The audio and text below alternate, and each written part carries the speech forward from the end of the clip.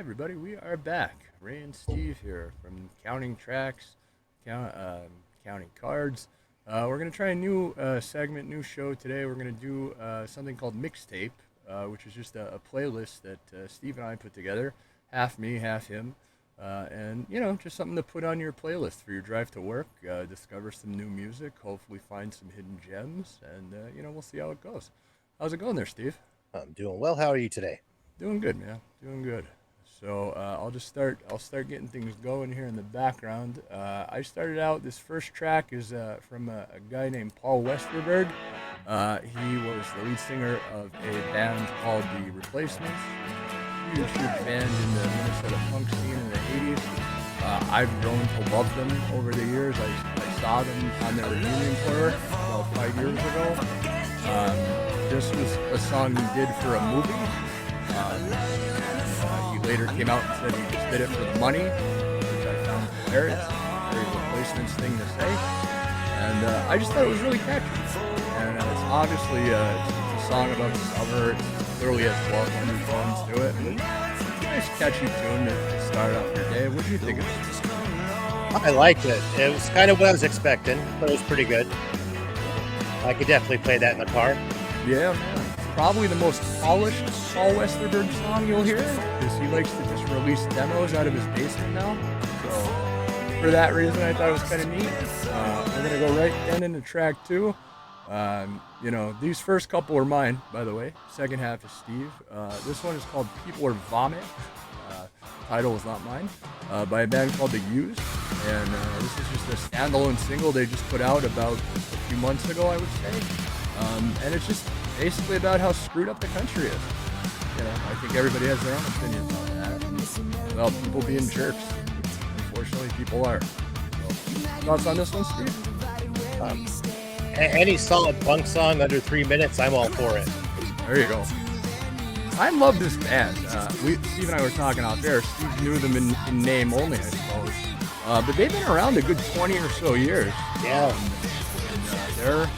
They're still going. They're still signed to a major label. I don't think they're terribly popular, but they have a core audience. That's for sure. This one's definitely much faster, so this one should get you going. And that takes us into this next one. This is a band called Dorothy, and the song is called Black Sheep. In full disclosure, I've never heard of this band in my life. I like to, I like to do deep dives, and this came across one day, and I heard it. I was like, wow, this is really kind of catchy. Very anthemic sound, I thought. Take the female lead singer. I like it. What do you think, Steve? I was going to ask if that was a female singer or not. I like it though. It's different. It has a nice groove to it. Yeah, man. I think so too.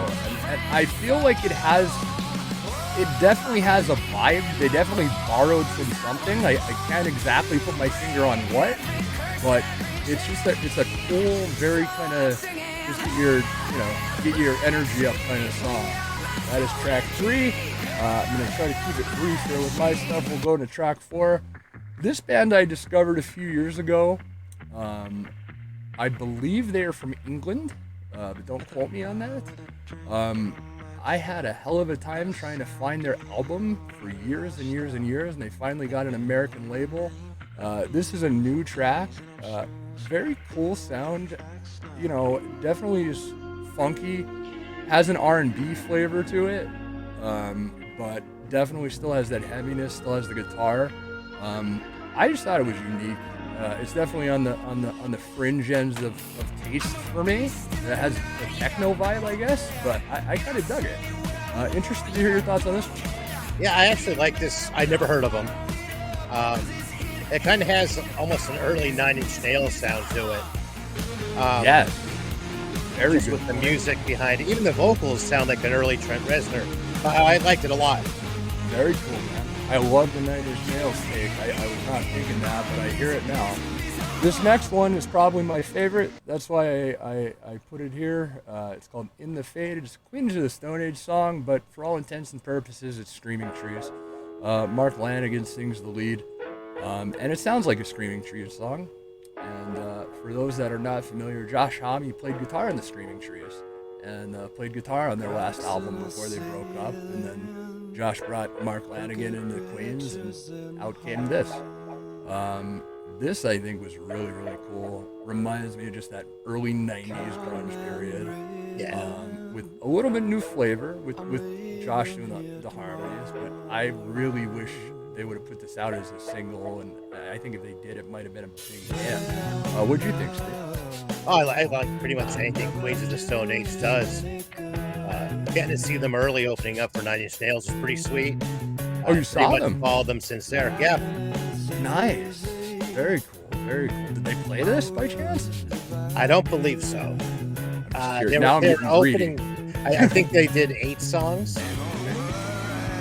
I believe it was 8 songs. Yeah, but it was still a hell of a warm up. Was Lanigan there though? No. Really? Yeah. Oh. All right, that took the air out of it a little bit, but hey, beggars can't be choosers. This song is definitely cool. If anybody's a fan of Screaming Trees, Queens of the Stone Age, one or both, or 90s grunge in general, I highly suggest at least checking this track out. My last one is this one. I chose this for a couple different reasons. This is the latest Limp Bizkit single. Yes, they're still a thing. It's called Dad Vibes. I was telling Steve off air, Fred Durst has long gray hair now, and the song's basically all about him being old, which I feel like that now. I'm almost 40, and when I was in high school, this came out, and this was the thing. And so I think he's right on. He hit my midlife crisis right on. What do you think of this one, Steve? I can't believe they're still around either. And it's Limp Bizkit. Yes. You know? It is. You can't mistake who they are. They sound like they have not changed their sound. I'll put it that way. This one I just put on here to just make people laugh. You know, it's everybody gets old. Aging is just a part of life. It's just a number. So, you know what? If you stuck this back in 1998, I think it would have been a pretty, it would have gone up there pretty far, at least for a couple weeks. So that is the end of mine. This will transition into Steve's portion. So Steve, start us off here. This first song is a Butthole Surfers song that I was telling you I never heard before. So tell us about it. Dust Devil opens up Independent Worm Saloon. I adore the Butthole Surfers, even their really experimental abstract stuff. Yeah. And I just think this is just a great representation of a rock song by them. You know, I absolutely agree. It just rips right through the whole thing. Couple questions, because I was telling you off air, I don't recall ever hearing the song, but I love it. And it definitely has their style. Is he saying "ba" like a sheep? Is that what he's doing? Pretty much, yeah. Okay. Yeah, Gibby Haynes just likes to make noises. Yeah, I've heard, and I'm just like, I think he's saying "ba," but let me just confirm. But so here's the love and hate part of this for me. I loved it because it's a killer song. It's a groovy song. I like it a lot. Gibby Haynes is very underrated. Very underrated. It just shows that you don't have to scream to be a good vocalist. Where this song lost me is about 4 minutes in. It just turns into like a jam, and I'm not one for the jam sessions. But barring that, I loved it. So excellent choice. Any closing thoughts on Alan, Steve? No, listening to it now, he kind of sounds like an older Jello Biafra. Nice. From the Dead Kennedys. DK, yeah. Yep. Yeah. Kind of doing that now. He kind of, and I still like Jello, but he doesn't do much anymore. Very good point, though. I highly suggest, Steve, this is Independent Worm Saloon. What was the big hit on this album? I get this one Electric Larryland mixed up all the time. I think it was Who Was in My Room Last Night? I was gonna say Who Was in My Room. But yeah, and then Pepper was on the next one. That was pretty big. Yeah, those are the two main that I know. But this is, I'll tell you what, man. It's gonna make me go back and listen to this album, which is what I hope this podcast does for people. Just to pick up some new stuff. So that'll take us down to number 8, which is a song called Teat by the Melvins. Now, obviously, I know the Melvins. If you're familiar with grunge, you know the Melvins. They were Kurt and Buzz and everybody were buddies. I like this song. I heard it a couple times. It's been a while, but I forget about the Melvins. They're another band in the grunge scene, very underappreciated. So And they're still going. Are they? Yeah. Nice. So tell us what prompted this one to get put on here, Steve. I really wanted to put a Melvin song on when he came up with this idea, because I talk about them a lot. Yeah. So I figured Houdini's the most accessible album for people. If you're going to get into them, it's kind of a little bit easier introduction compared to some of the earlier and even later stuff. I was also considering time because I knew Dust Devil was kind of long. And I just think this is the most indicative one of like a Melvin sound from both vocal, musically, that kind of drudge they have going. Oh, yeah. That's their signature type of sound. Absolutely. Agreed. I've probably said it about every band and every episode we've done that they're underappreciated. The Melvins truly are. They really, I think, a couple of things would have went left instead of right. They could have broken big, like maybe not Nirvana level, but right under that.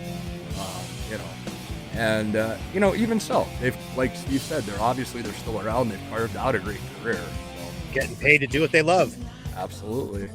So that takes us into track 9, which is a track called Puss by a band called the Jesus Lizard. I was familiar with this band, not familiar with this song.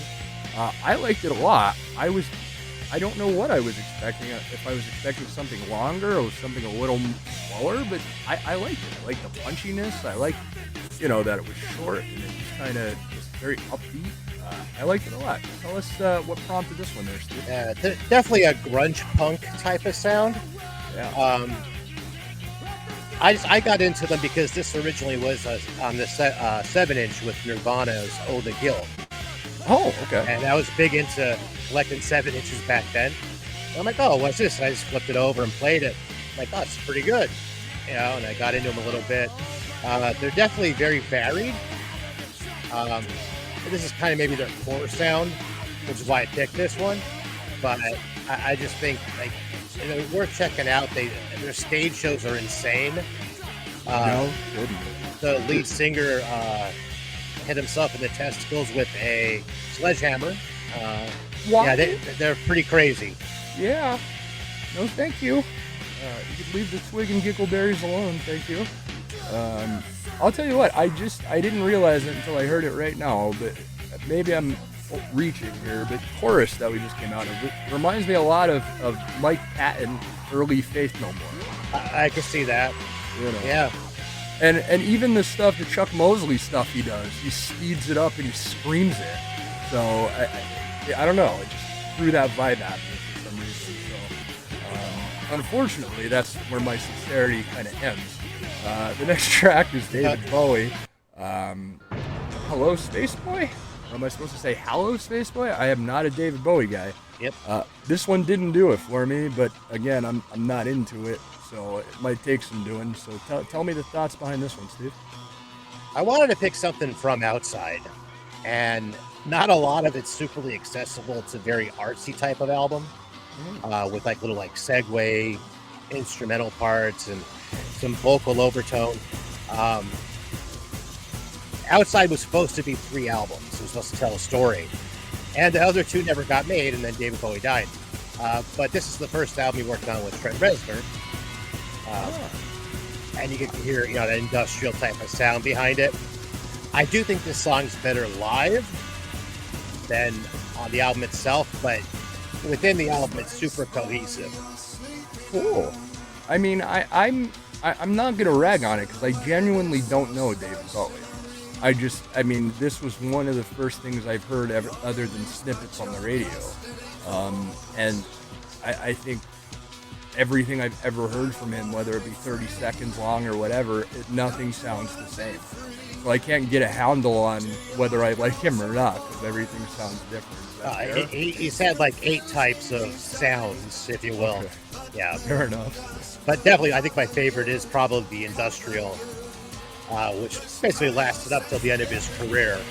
And again, that's another one I'm going to have to get into. Now, David Bowie, I don't know at all, but it's definitely you're absolutely correct. Very industrial feeling. You can tell Trent Reznor is involved in this, if not in production, in spirit at least.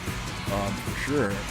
And I was mentioning to Steve, I had listened to, I'm Afraid of Americans. I heard that, and this definitely reminded me of that. But I had thought, just because of the title, that this was an old track or something, and you said no, this was right before that. So that surprised me. Yeah. And then we'll close it out here, Steve. This is track number 11. This is the Pixies. Where's My Mind? Go ahead and tell us why you chose this as the capper. Basically, because the Pixies had to be on here. Right. And I thought everything else was way too heavy to end. Basically, like an album, if you will. Yeah. And it's just one of my favorite overall. Surfer Rosa, the album itself, is insanely good, I think. Frank Black Francis, whatever name he's going by any given day. Yeah. I just think he's immensely talented. He's a very cool guy. I like him. He's a very down-to-earth fellow. For how famous he is, I think. Yeah. I don't think, and you can correct me if I'm wrong, Steve is obviously a bigger Pixies fan than me. I like them, but they were a band. I was a little too young, and they were a little too underground for me to kind of get them at the time. I discovered them much, much later. I like a lot of Frank Black and the Catholic stuff. Yeah. And of course, I like the hits and stuff from the Pixies. This being at the top of the list. I don't know where they ever came up with this, but I like it, and I'll share this one tidbit. I read an interview or watched an interview with Frank Black and Francis, whatever, and it was with Dave Grohl. It might have been for one of his documentaries, and he said, "What was the first band you were in?" And good old Frank Black said, "The Pixies." And Dave Grohl sat there and was like, "What?" I was like, "Yeah, that was the first one." He was like, "Oh." There was this awkward moment of silence. So to come out of the gate with this, that's pretty rad. I mean, really, I am a huge fan. I really wouldn't say there's a bad Pixies album. There's ones I like more than others, obviously. But yeah, just that body of work, that's insane for a person's first band. Yeah, and that still, that blows my mind. Now, I don't know them well enough, so you could fill me in on this part. But do they still tour? But is it intermittent or? No, I haven't seen them on tour at all lately. Okay. Because they kind of, I don't want to say broke up, but kind of went and did their own thing. Like Kim Deal started the Breeders, but Frank Black's still out there playing. Yeah. I know they do the occasional reunion show, but I didn't know if it was like they still actively try to make music or not. Yeah, I really, as far as the Pixies, no. Gotcha. And sometimes that's good. Sometimes that's good just to leave the body of work alone. Yeah. This band, although they don't sound anything alike other than the fact that they're unique, I guess, reminds me a lot of like the Born Again son of Sonic Youth.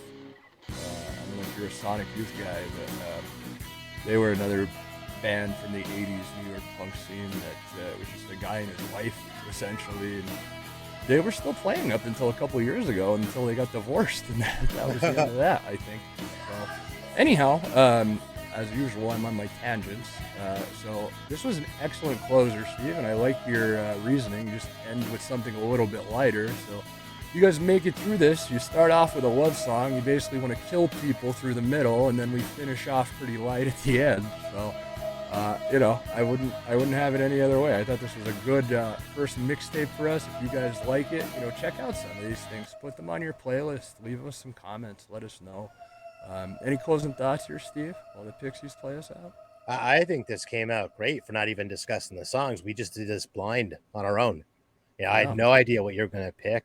I know what you like, but, as far as what you're going to go with, I had some ideas going in. I was really stuck when I got to 4 songs. Because I had like 9 other ones I wanted to put on it. So I kind of just really looked at the flow of it. And and just in all fairness, Steve and I didn't really share with each other.